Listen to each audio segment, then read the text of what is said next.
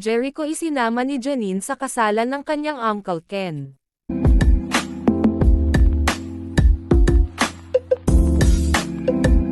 Kamakailan ay muling ikinasal ang bunsong anak ng namayapang superstar na si Nora Honor na si Kenneth De Leon.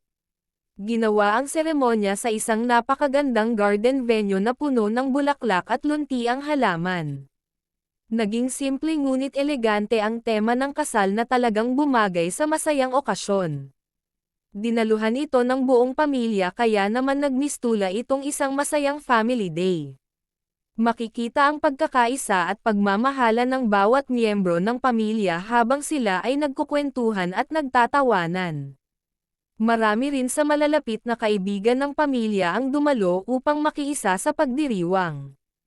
Kapansin-pansin din ang presensya ng nobyo ni Janine na si Jericho Rosales.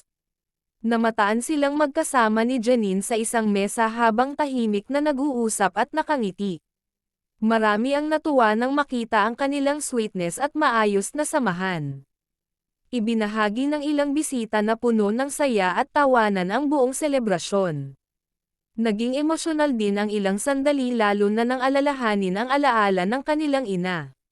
Bagamat wala na si Nora Honor, ramdam pa rin ang kanyang presensya sa espesyal na araw na iyon. Nagkaroon din ng masayang salo-salo pagkatapos ng seremonya kung saan nagsalo-salo ang lahat.